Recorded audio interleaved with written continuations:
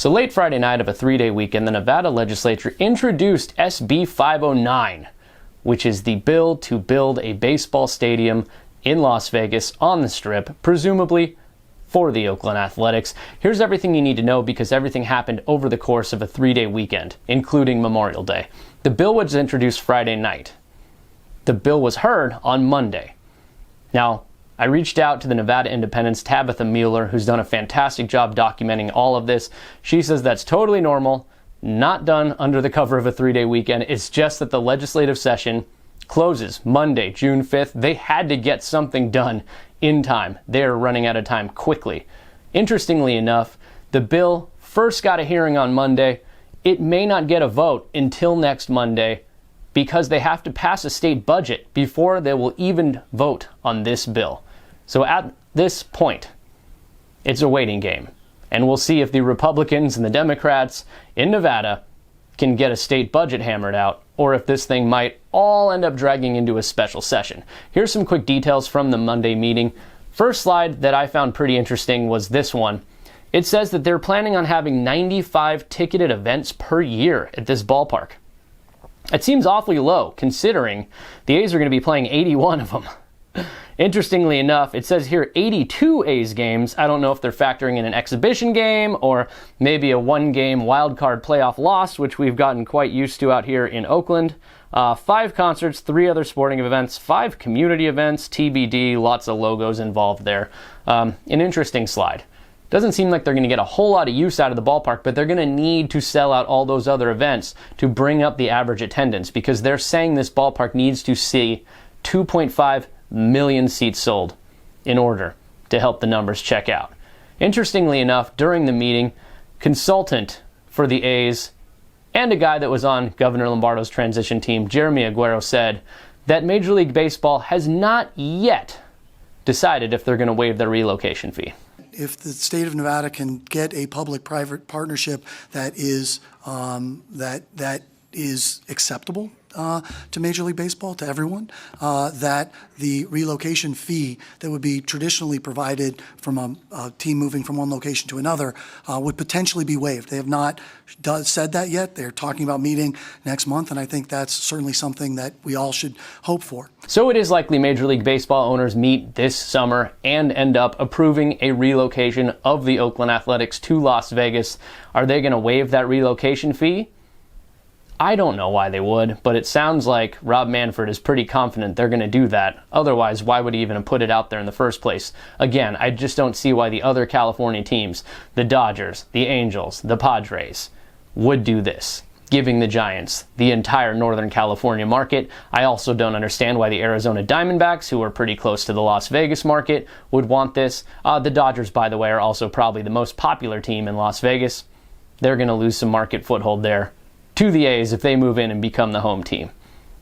An interesting exchange also took place later in the meeting when Aguero was asked, do the A's plan to stay in Vegas and commit to building there even if this deal doesn't work out?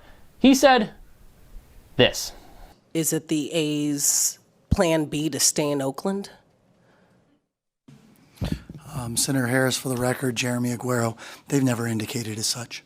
They obviously this is the plan that they're looking to be able to accomplish, but it's never been discussed or stated that way. So is that a you don't know, or you think that their plan is to come to Las Vegas no matter what? No, that's I'm sorry, Senator Harris, for the record, Jeremy Aguero.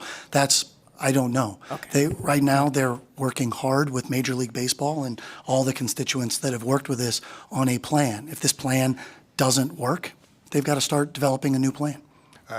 Senator Harris, Steve Hill, I may be able to have a little more objective answer on this. If this agreement does not go through, they will look for other cities to move to. They will not decide to stay even though this does not go through. So the A's traveling circus could be heading on to other cities if it doesn't get pulled off in Las Vegas. I'm not entirely sure.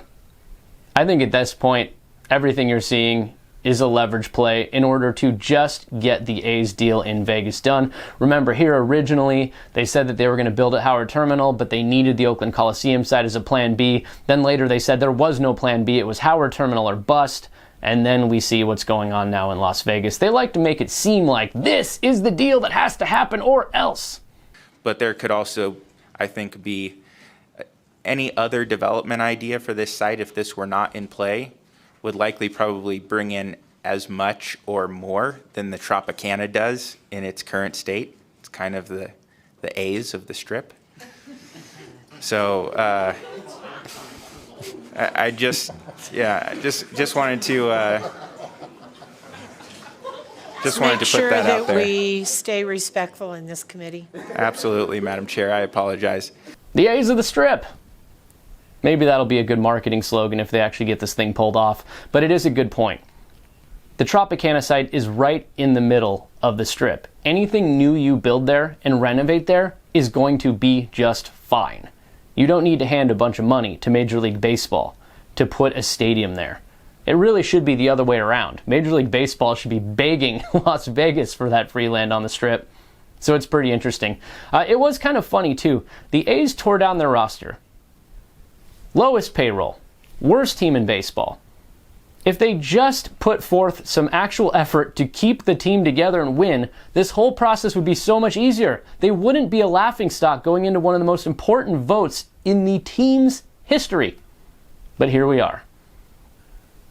John Fisher and Dave Kaval taking their circus to the Strip. We'll see if it gets through. We'll see if it happens by Monday, June 5th or earlier. How quickly can the politicians in Nevada get through the gridlock and pass their state budget? That is going to be the big question to follow. If not, this will go to a special session. That's really everything I picked up over the weekend. We'll follow it and keep going. Make sure to subscribe and check out all my posts on social media.